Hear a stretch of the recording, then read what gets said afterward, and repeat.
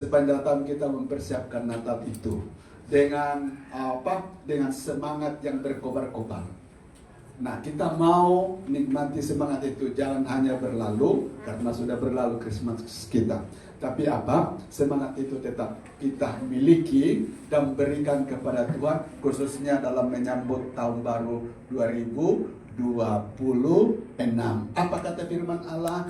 Janganlah biarlah rohmu menyala-nyala. Amin.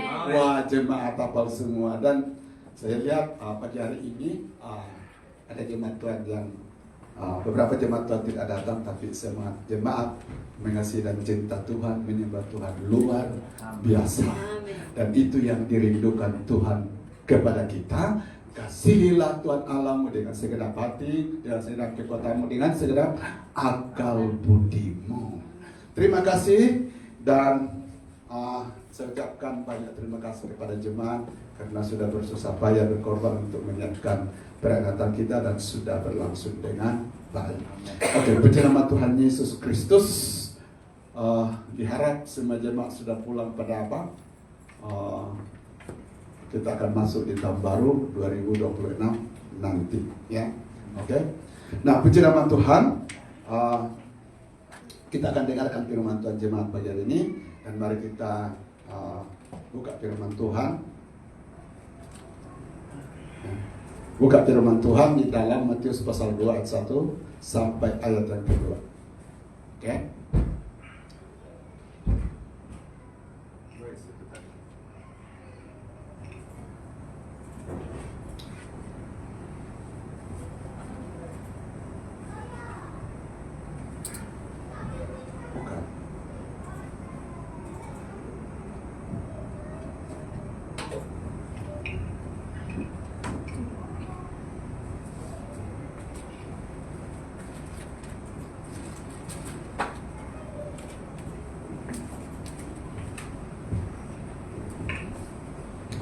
Oke, jemaat, mari kita baca firman Tuhan bersama-sama di dalam Injil Matius pasal 2 ayat 1 sampai ayat yang kedua. Saya ayat yang pertama, jemaat ayat yang kedua.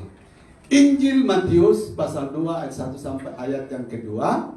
Saya ayat yang pertama, lalu jemaat ayat yang kedua.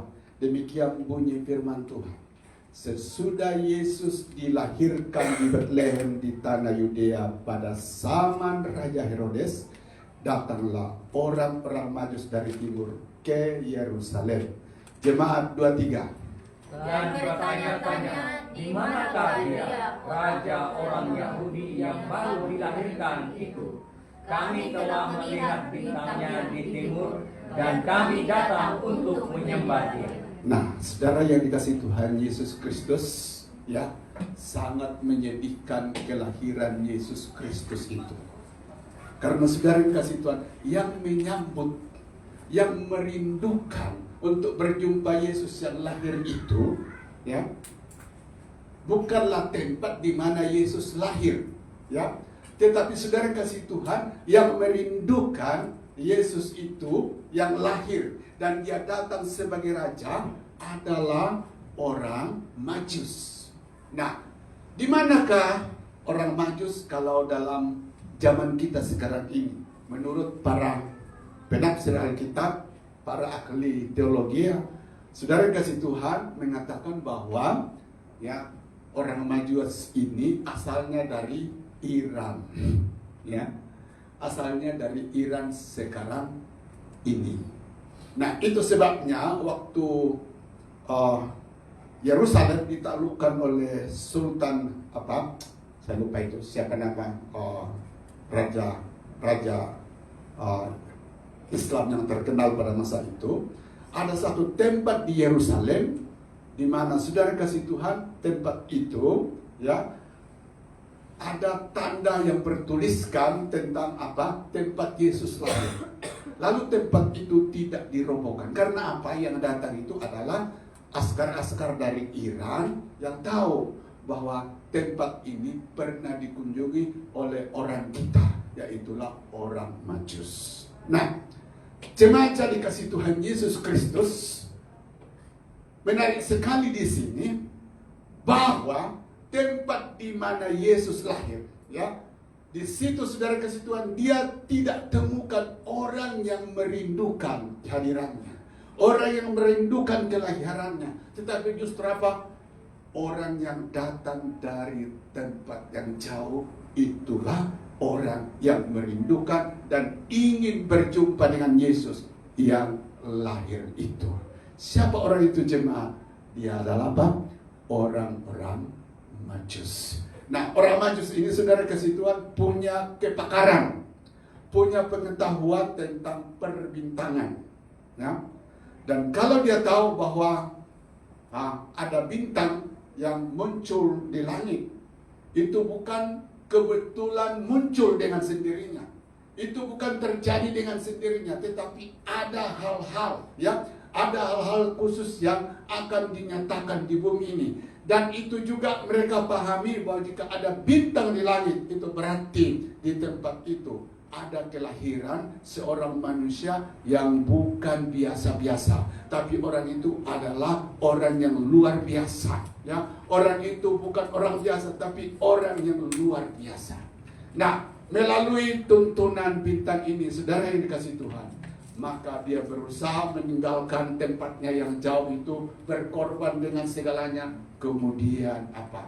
Dia datang mencari di mana raja orang Yahudi yang baru dilahirkan itu. Nah, jemaat yang dikasih Tuhan, orang yang pertama memberi gelar waktu Yesus lahir siapa? Orang Majus, ya. Orang yang pertama memberi gelar kepada Yesus yang lahir itu adalah orang Majus. Dia panggil dia adalah raja. Dia mengakui bahwa dia adalah raja. Namun kita dilihat di sini jemaat yang dikasih Tuhan, bahwa dia panggil Yesus itu raja orang Yahudi. Dia tahu dirinya itu bukan raja saya. Saya datang dari negeri orang kafir. Ini raja orang Yahudi. Tetapi orang Yahudi bukan menyambut raja yang lahir itu, ya. Ahli-ahli Taurat dan orang-orang Farisi bukan menyambut raja yang lahir itu, padahal mereka lah yang menubuatkan dan mengajarkan kepada orang bahwa akan datang seorang raja dan akan lahir. Mereka tahu, tapi waktu datang raja itu, mereka tidak rayakan, mereka tidak sambut. Saudara yang dikasih Tuhan, orang Majuslah yang datang dari Iran memanggil dan mengakui bahwa Yesus yang lahir itu dia adalah raja. Dan jemaat yang dikasih Tuhan, mereka kenal diri bahwa raja itu, ya, memang dia raja, tapi sebenarnya hanya untuk orang Yahudi. Namun demikian, karena kerinduannya untuk berjumpa sang raja itu, saudara kasih Tuhan, maka dia tidak dibatasi dengan hal ini. Dia mau ingin berjumpa dengan sang raja yang lahir itu, walaupun itu bukan rajanya, raja orang Yahudi. Tapi saudara yang dikasih Tuhan, ya, sebenarnya siapakah yang menempatkan Yesus sebagai raja dalam kisah ini? Bukan orang Yahudi, ya, tetapi apa? Orang Majuslah. Bayangkan saudara yang dikasih Tuhan, ya, dari tempat yang jauh berkorban segalanya, dia berusaha menemui Yesus yang lahir itu. Jadi tanpa disadari, sekalipun mereka tahu diri bahwa itu bukan rajaku, tetapi dalam praktik hidupnya, Yesus itu sebenarnya apa? Sudah menjadi raja dalam hidupnya. Ada amin? Karena bagaimana mungkin dia datang ke tempat yang jauh, datang dari tempat yang jauh, dan membawa segalanya, kalau tidak menempatkan Yesus itu sebagai raja atas apa? Hidupnya. Nah, itu sebabnya saudara yang kasih Tuhan, hari ini kita akan belajar kebenaran firman Tuhan. Untuk apa Yesus lahir? Itu tema kita pagi hari ini. Untuk apa Yesus lahir? Jawabannya hari ini di ayat yang kedua. Yesus lahir datang untuk apa? Menjadi raja. Apa? Menjadi apa? Raja. Apa artinya raja jemaat? Artinya penguasa tunggal, penguasa satu-satunya. Di Malaysia tidak dikenal ada dua raja kan? Hanya ada satu raja, ya. Maksudnya raja agung. Ada raja-raja kan? Raja di Perlis dan lain sebagainya. Tapi raja yang tertinggi itu namanya yang di Pertuan Agung. Hanya satu, tidak dua. Nah, tahukah kita saudara kasih Tuhan, ya, yang di Pertuan Agung apa saja dikatakan, maka saudara kasih Tuhan suka atau tidak suka kita harus ikuti, ya. Perlembagaan negara harus disahkan oleh apa? Siapa? Raja. Jadi di Malaysia ini, ya, menurut undang-undangnya bahwa negara ini dipimpin oleh seorang raja. Maka kerajaan Malaysia disebut kerajaan berparlemen, kan? Iya kan? Jadi penguasanya raja, tapi juga menganut sistem kerajaan apa? Demokrasi. Ya. Jadi penguasanya itu raja. Makanya di Malaysia saudara kasih Tuhan, bila raja bertitah atau berkata tentang sesuatu harus ditaat. Kenapa? Dia penguasa tunggal. Ini baru raja di dunia, di bumi. Dan kita tahu yang di Pertuan Agung kita hanya menjadi raja di Malaysia. Tidak boleh menjadi raja di Inggris kan? Tapi raja yang baru lahir itu yaitu Yesus Kristus. Dia raja di atas segala raja. Ya. Raja di langit dan raja di bumi. Sayangnya kehadirannya di bumi ini, saudara kasih Tuhan, sebagai raja ditolak. Siapa yang menolaknya saudara? Orang-orang Farisi. Siapa yang menolaknya saudara yang dikasih Tuhan Yesus? Apa? Herodes.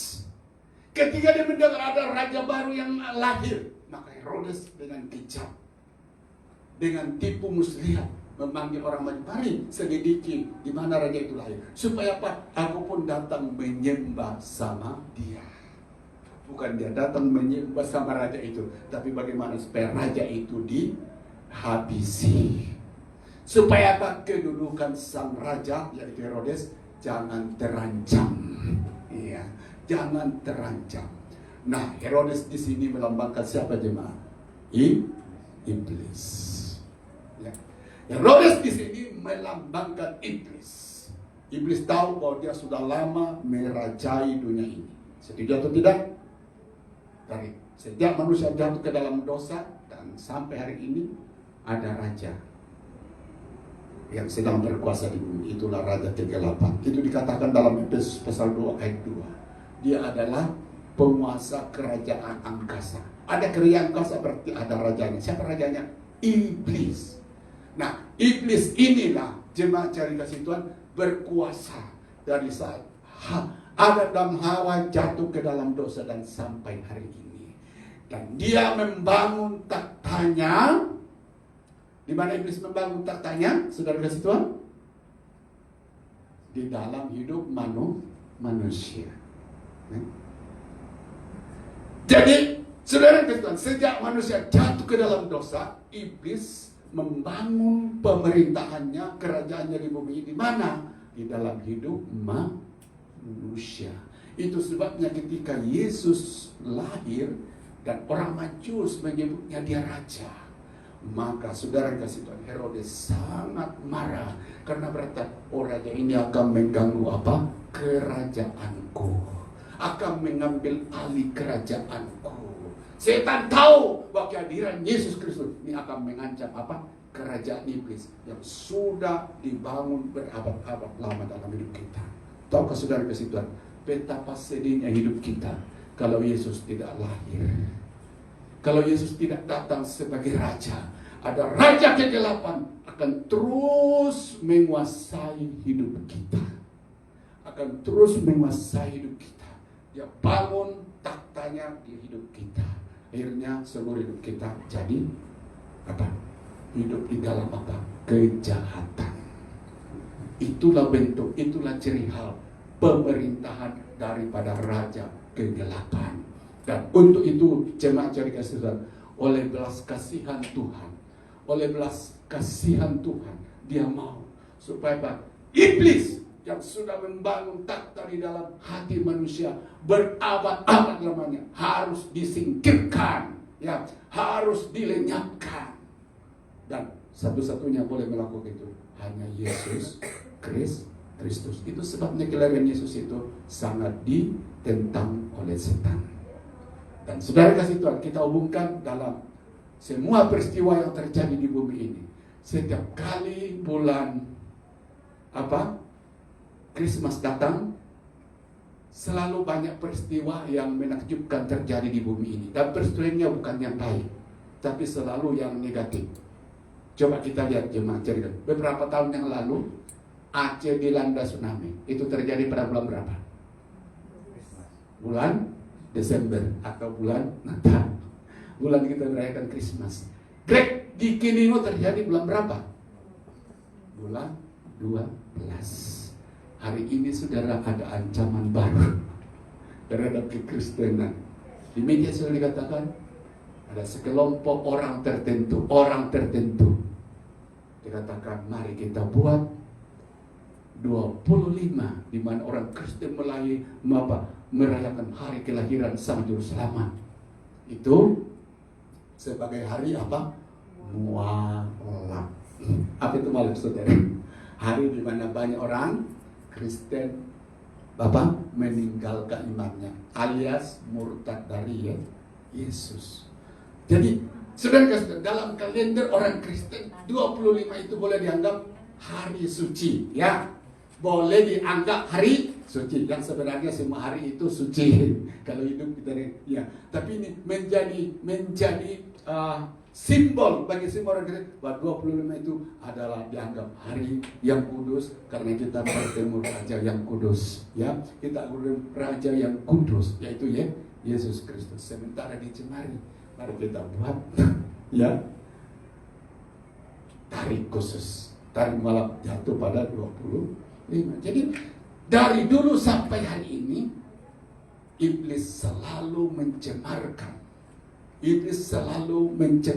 mengacaukan apa yang Tuhan buat di bumi ini untuk saudara dan saya. Tapi apa pesan firman Tuhan pagi hari ini? Ya, walaupun raja kegelapan itu saudara kasih Tuhan akan menggunakan segala cara untuk mengganggu kehadiran sang raja dalam kita. Hari ini saudara dan saya harus mengambil komitmen dalam semua keadaan, dalam apa situasi. Aku akan tetap menyangka, aku akan tetap melihat bahwa yang menjadi raja atas hidupku adalah Yesus Kristus. Amin. Nah, jemaat yang dikasih Tuhan, perhatikan baik-baik. Ada 3 raja yang memperebutkan tahta hidup kita ini, hati kita. Raja yang pertama adalah Yesus, ya kan? Yang kedua ada raja yang bernama setan, itulah iblis. Dan yang ketiga, tahu itu raja yang ketiga siapa saudara? Yang ada dalam diri kita. Siapa? Diri sendiri. Benar atau tidak, saudara? Men? Jadi raja yang pertama itu Yesus, itu raja yang baik. Tapi raja yang kedua, iblis dan diri sendiri, sering saudara bekerja sama.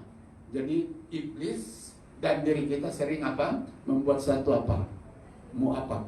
permufakatan, ya, untuk mengontrol hidup kita. Nah, untuk itu saudara kasih Tuhan, ya, setiap saat, setiap hari, ya, hidup kita ini selalu diperebutkan oleh 3 raja ini. Untuk itu saudara kasih Tuhan, saudara harus memilih raja mana yang harus aku pilih untuk jadi penguasa atas hidupku. Sudah tentu saudara dan saya memilih raja yang pertama siapa? Yesus. Amin. Kita harus memilih raja yang pertama. Jadilah penguasa atas kehidupanku. Nah, pertanyaannya sekarang saudara kasih Tuhan, Yesus sudah pergi ke surga. Bagaimana dia menjadi raja atas hidup kita? Mari kita belajar hari ini, ya. Kita akan melihat kepada Raja Daud. Bagaimana Daud menjadikan Tuhan itu sebagai raja atas hidupnya. Tuhan di sini itulah maksudnya Allah Tritunggal. Mazmur 5:3 mengatakan begini, perhatikanlah teriakku minta tolong, ya Rajaku dan Allahku, sebab kepadamu lah aku apa? Berdoa. Nah, saudara kasih Tuhan, dalam Mazmur Daud, dia mengakui, dia memanggil Tuhan itu Raja, Raja dia, Rajaku, selama apa? 3 kali. Artinya ini menjadi penekanan dalam hidup Daud. Ya, menjadi yang utama dalam hidup Daud, bahwa dalam kehidupanku, dalam keseharianku, aku mau menempatkan Tuhan itu apa? Menjadi rajaku. Artinya apa? Menjadi penguasa apa? Atas hidupku. Saya kan sudah katakan tadi, Yesus sudah di surga. Bagaimana? Sekarang saudara kasih Tuhan, bagaimana kita menjadikan ya Tuhan itu menjadi raja apa? Atas hidup kita. Kita akan belajar kepada Daud. Mari kita lihat bagaimana Daud menjadikan raja. Nah, dalam 1 Samuel 16 ayat 13 dikatakan begini. Samuel mengambil tabung tanduk yang berisi minyak itu dan mengurapi Daud di tengah-tengah saudara-saudaranya. Sejak hari itu dan seterusnya berkuasalah roh Tuhan atas Daud. Lalu berangkatlah Samuel menuju ke Rama. Nah, coba cari kasih Tuhan. Ingat, kalau kami di sekolah Alkitab dulu belajar ada 3 zaman. Zaman Bapa, zaman anak. Ya, dulu kan sebelum Yesus hadir itu kita lihat dalam perjanjian lama Bapa kan. Tapi sesudah Yesus lahir, kebanyakan nama Yesus disebut. Nah, hari ini sudah Yesus sudah surga, kita berada dalam zaman apa? Itu dalam Alkitab disebut zaman Roh Kudus. Jadi Bapa, Anak dan Roh Kudus itu adalah Allah Tritunggal. Artinya satu Tuhan, satu Allah, tapi memiliki 3 pribadi. Jadi ketika kita meminta Bapa menjadi raja atas hidup kita, itu otomatis Yesus juga raja, Roh Kudus raja. Dan begitu juga kita meminta Yesus menjadi raja atas hidup kita, otomatis Bapa menjadi raja, Anak menjadi Roh Kudus. Dan begitu juga sebaliknya. Yang terakhir saudara, bila kita menempatkan Roh Kudus ya sebagai raja atas hidup kita, itu berarti Bapa Anak juga berperan sebagai raja apa? Atas hidup kita. Amin. Jadi salah satu di antara 3 pribadi ini menjadi raja, itu berarti yang lainnya turut menjadi raja. Amin. Nah, turut menjadi penguasa atas hidup kita. Nah, sekarang kita kan sudah di zaman Roh Kudus, Yesus di surga. Sekarang siapa yang harus menjadi raja atas hidup saudara? Siapa? Roh Kudus. Karena itu yang bekerja zaman kita. Amin. Nah, sekarang, bagaimana Daud menjadikan Tuhan itu sebagai raja? Saudara kasih Tuhan, ya. Ini dikatakan, sejak hari itu dan seterusnya berkuasalah roh Tuhan atas Daud. Kata berkuasa artinya Daud menjadikan roh Tuhan itu apa? Menjadi raja apa? Atas hidupnya. Amin. Nah, coba cari kasih Tuhan. Kalau dalam bahasa Ibrani kata berkuasa itu dipakai kata apa? Salah. Ya. Tulisannya T salah, tapi bacaannya salah. Itu dalam bahasa Ibrani. Apa artinya? Mencengkeram. Itu dicengkeram. Tahu? Kalau apa itu burung pemangsa binatang apa elang, kalau menangkap itu dia cengkeram begini. Artinya tidak boleh lepas.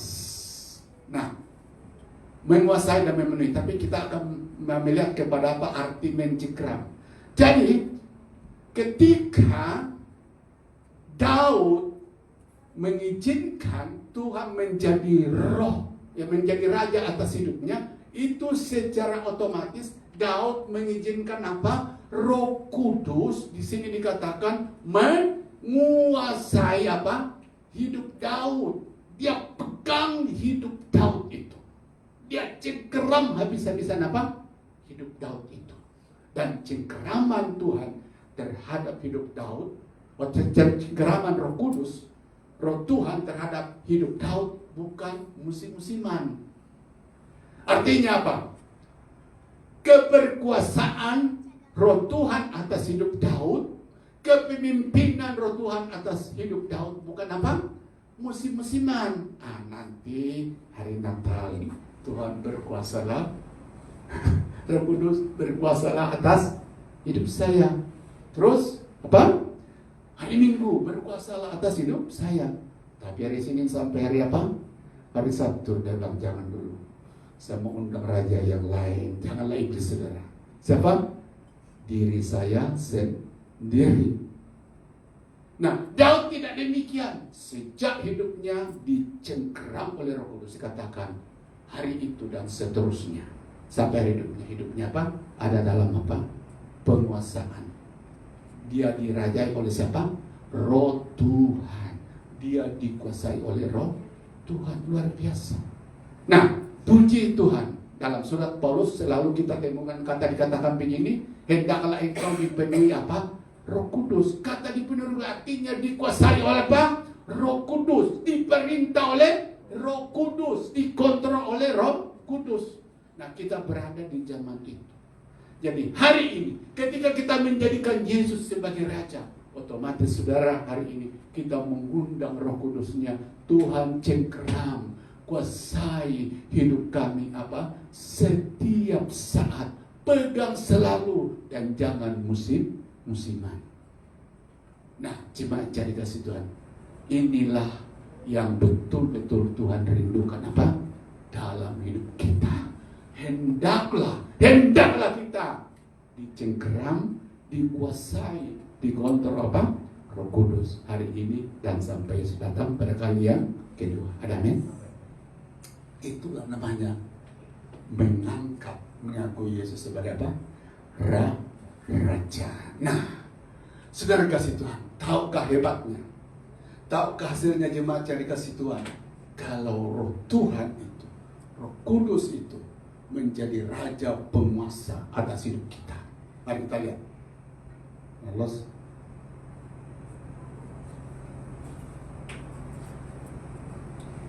Kenapa tidak? Oke, kita lihat hasilnya, saudara. Apa yang penting? Apa sih pentingnya kalau Roh Kudus diizinkan untuk merajai, berkuasa atas hidup kita? Dikatakan dalam 1 Samuel begini. 1 Samuel 13 ayat 22. Setelah Saul disingkirkan, Allah mengangkat Daud menjadi raja mereka. Tentang Daud, Allah telah menyatakan, aku telah mendapat Daud bisa seorang yang berkenan di hatiku dan yang apa? Melakukan segala kehendakku. Ternyata saudara kita temukan rahasia yang luar biasa ini. Untuk menyenangkan Tuhan dan untuk melakukan segala kehendak Tuhan. Saudara kasih Tuhan, rahasianya hanya satu. Kita harus apa? Dikuasai oleh apa? Roh Kudus. Amin. Inilah pentingnya. Ya. Hidup kita akan berkenan kepada Tuhan kalau hidup kita apa? Dikuasai oleh Roh Kudus. Karena tujuan Roh Kudus adalah membuat, mengerjakan dalam hidup kita perkara-perkara yang menyenangkan Tuhan. Amin. Yang menyuruh saudara datang pagi hari ini siapa? Roh Kudus. Amin. Walaupun daging kita penat, apalagi semalam ada Natal Rizky, ya kan?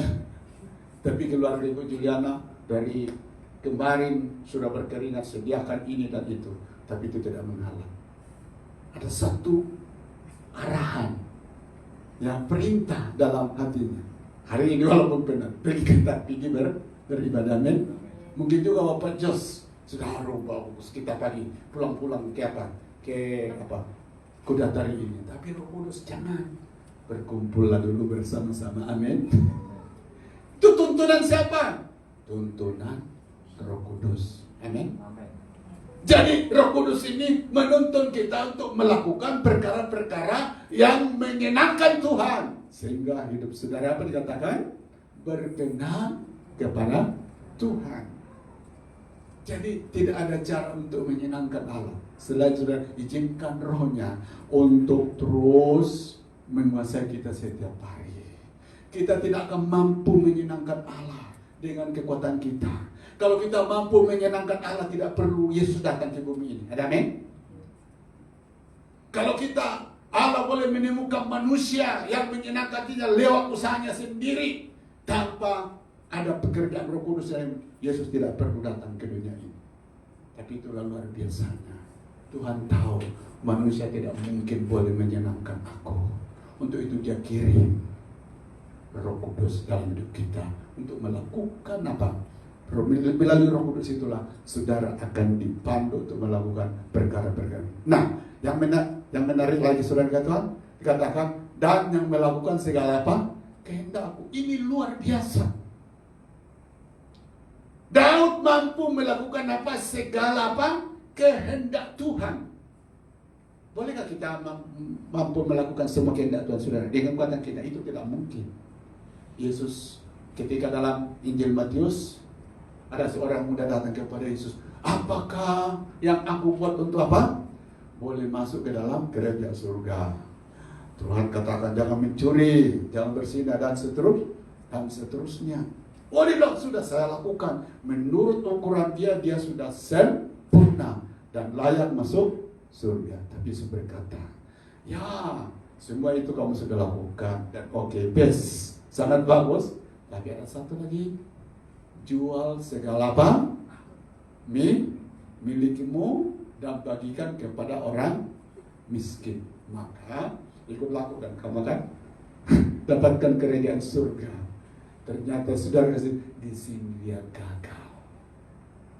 Di sini dia bermasalah dan dia menipu Tuhan.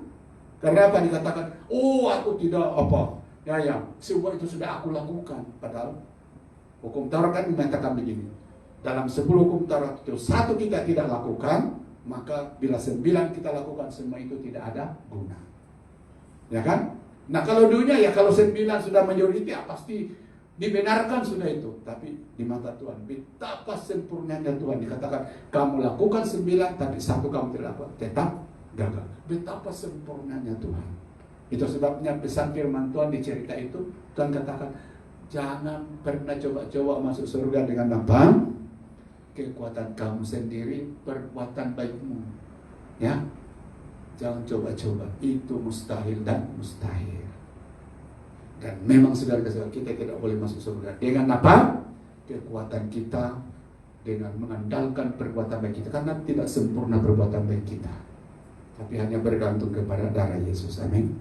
Hanya bergantung kepada darah Yesus dan kematian Yesus yang sudah berkorban bagi kita. Maka saudara dan saya ada jaminan masuk surga kekal selama-lamanya.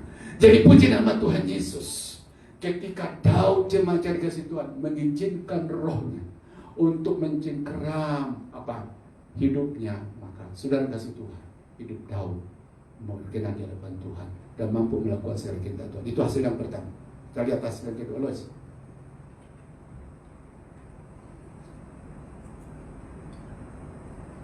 Yang kedua, Daud memiliki keintiman yang luar biasa dengan Tuhan. Mazmur 62 ayat 2 dikatakan, hanya dekat Allah saja aku tenang, daripadanya lah keselamatanku. Saudara kasih Tuhan, ada satu prioritas dalam hidup apa? Daud, yaitu hidup dekat dengan apa? Allah. Ya. Tidak ada hal lain yang menjadi keutamaan dalam hidup apa? Raja Daud. Kecuali apa? Dekat dengan Allah. Itu sebabnya Mazmur yang dikatakan begini, ketika orang dikatakan, mari kita pergi ke apa? Rumah Allah. Maka apa? Hati Daud menyala-nyala. Amin. Itu kerinduannya. Nah saudara yang dikasih Tuhan Yesus, Daud dan saya dan kita semua pasti juga dia masih hidup dalam daging. Dia berperang dengan dagingnya. Pertanyaannya, bagaimana sehingga kerinduannya dengan Allah itu tetap terpelihara, terbangun dalam hidupnya sepanjang hidupnya? Saudara kasih Tuhan, nah ini adalah apa? Pekerjaan Roh Kudus. Amin. Keintiman, kerinduan kita, kedahagaan kita kepada Allah, saudara kasih Tuhan, itu pekerjaan apa? Roh Kudus di dalam hidup kita. Dan ketika Roh Kudus sudah tidak ada di dalam hidup kita, sudah tidak menguasai hidup kita, kerinduan kepada Allah pasti tidak ada. Jadi betapa luar biasanya Tuhan itu bagi kita, saudara. Dia tahu untuk menarik orang datang kepada Dia. Manusia tidak boleh lagi dengan kekuatannya. Manusia tidak boleh lagi dengan kekuatannya, dan Tuhan memang tidak boleh mengharapkan hal demikian. Untuk itu Dia kirim Roh Kudus untuk berkuasa dalam hidup kita, sehingga kerinduan berdoa tetap ada. Amin. Kerinduan beribadah tetap ada. Kerinduan berkorban tetap ada. Amin. Nah, kita baru mengalami kedukaan untuk satu jemaat di sini, yaitu Ibu Tina.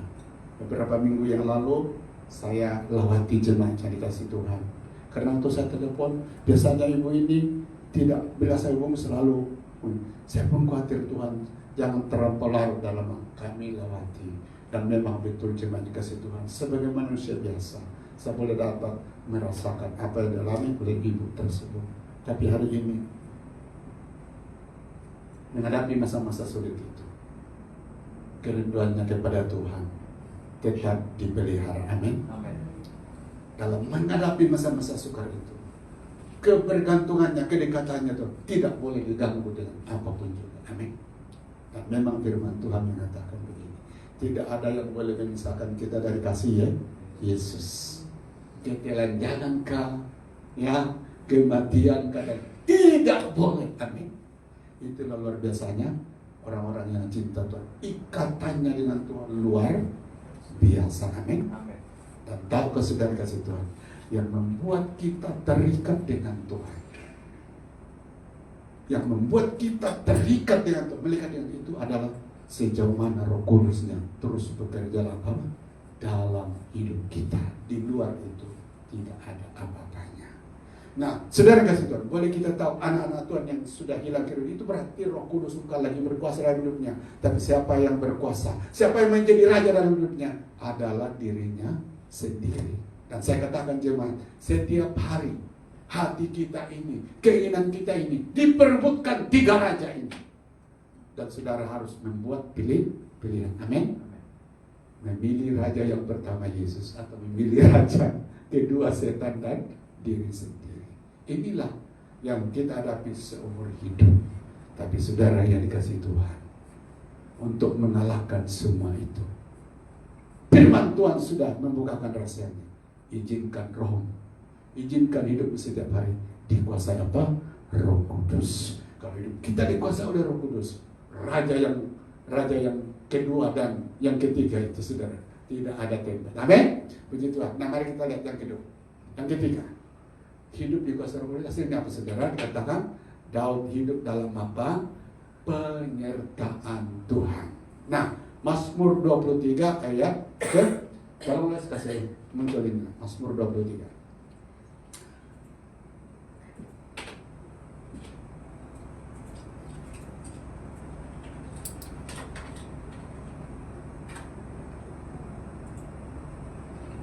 Ya, dari ayat 1 kita baca. Mazmur Daud, Tuhan adalah apa?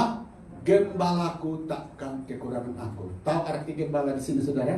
Gembala tugasnya gembala memelihara. Amin. Itulah tugas gembala, memelihara. Ada pernah seorang pelancong pergi ke Yerusalem saudara, dan dia menjumpai gembala yang sedang menggembalakan kawanan dombanya. Nah, pelancong ini saudara kasih, dia pinjam dia punya tongkat sang gembala ini sama jubah dia, ya.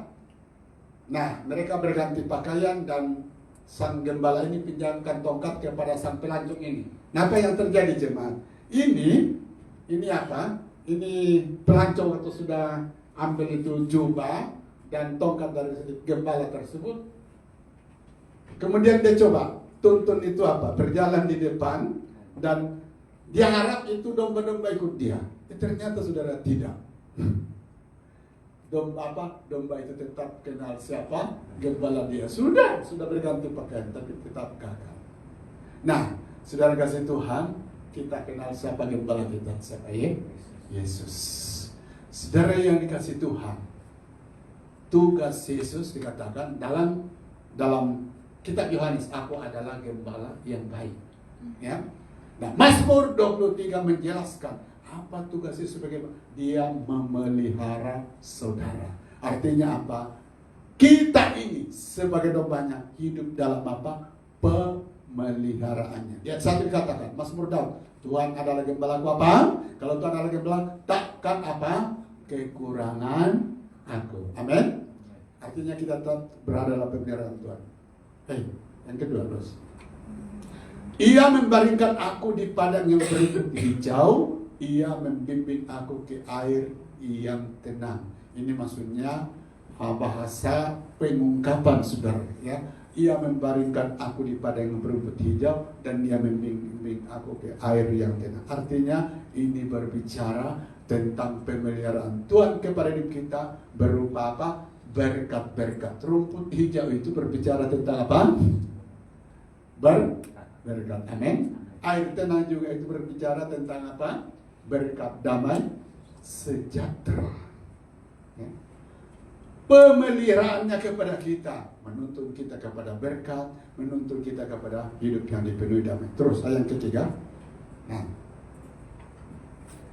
ia menyegarkan jiwaku, ia menuntun aku di jalan yang benar oleh karena nama. Ia menyegarkan jiwaku. Tahukah saudara-saudara, jiwa kita itu senantiasa mengalami goncangan, pukulan. Tahukah? Itu alami. Kadang-kadang dipukul oleh kekhawatiran, dipukul oleh penyakit, dipukul oleh kesusahan dan lain sebagainya. Ini membuat jiwa kita merana. Tapi Sang Gembala yang agung, yaitu Yesus, dia tahu bahwa satu-satunya boleh memulihkan jiwa itu adalah Dia sendiri. Dia segarkan, Dia pulihkan. Nah, ia menuntun aku di jalan yang benar oleh karena apa? Namanya dituntun kepada jalan yang benar. Kenapa? Karena dalam keinginan kita, dalam pikiran kita, dalam hati kita senantiasa saudara memilih jalan yang salah. Melalui Roh Kudusnya yang ada dalam kita, Dia tuntun kita kepada apa? Jalan yang benar. Terus ayat 4. Sekalipun aku berjalan dalam lembah kekelaman, aku tidak takut bahaya, sebab Engkau besertaku. Gadamu dan tongkatmu itulah yang menghibur aku. Terus ayat yang kelima. Kebajikan dan kemurahan belaka akan mengikuti. Engkau menyediakan hidangan bagiku di hadapan lawanku. Engkau mengurapi kepalaku dengan minyak pialaku penuh melimpah. Terus kebajikan dan kemurahan belaka akan mengikuti aku seumur hidupku, dan aku akan diam dalam rumah Tuhan sepanjang masa. Saudara kasih Tuhan, perhatikan dari apa yang disebutkan di dalam ayat firman Tuhan tersebut. Begitu luar biasanya penyertaan Tuhan kepada orang-orang apa? Percaya. Tapi bila itu terjadi, jemaat jadi kasih Tuhan, Alkitab menyatakan jika rohnya selalu apa? Diizinkan merajai, menguasai hidup kita setiap hari. Ada amin? Jadi 3 prinsip utama di sini, ya, hasil daripada hidup dirajai oleh Roh Kudus, ya, yaitu pertama, hidup saudara akan berkenan kepada Tuhan dan mampu melakukan segala kehendak Tuhan. Yang kedua, apa dikatakan tadi? Kedekatan, keintiman kita dengan Allah akan terpelihara. Betapa pentingnya Roh Kudus dalam kita. Karena itulah yang akan membuat saudara tetap haus kepada. Yang ketiga, inilah kita hidup dalam apa? Penyertaan Tuhan. Artinya berkatnya akan selalu hadir tepat masanya dalam hidup kita. Perlindungannya terhadap berbagai situasi yang menimpa akan selalu hadir dalam hidup kita. Amin. Daud, saudara sudah mengalami goncang hidup yang begitu hebat dan luar biasa. Hidup Daud itu tidak sunyi dari berbagai kesulitan, tantangan. Saudara kasih Tuhan, tetapi ingat, ada Roh Kudus yang terus merajai hidupnya setiap hari. Sehingga apa? Semua itu membuat dia tetap ikut Tuhan sampai ke garis akhir. Semua ya tantangan yang hadir tidak membuat dia berhenti di tengah jalan. Tetapi jemaat cari Tuhan, semua Apa yang Tuhan sudah bangun dalam hidupnya, itu tetap dia pegang sampai ke apa? Akhir hidupnya. Hari ini kita sambut Yesus yang lahir 2000 tahun di Bethlehem sebagai Raja, tapi dia sudah ada di surga. Hari ini siapakah yang Tuhan inginkan, rindukan jari, yaitulah Roh Kudusnya. Apa artinya jemaat? Biar setiap hari kita minta Roh Kudus kuasai hidup saya hari ini sampai kau datang pada kali yang kedua. Amin. Itulah namanya menjadikan Yesus sebagai Raja dengan mengizinkan Roh Kudusnya berkuasa atas kehidupan kita.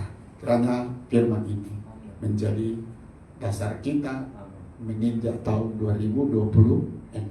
Tuhan, tidak ada raja lain yang aku izinkan menguasai hidup selain aku izinkan Roh-Mu mencengkeram, memegang hidup kita. Sehingga ada satu pujian mengatakan, peganglah tanganku Roh Kudus setiap hari. Amin.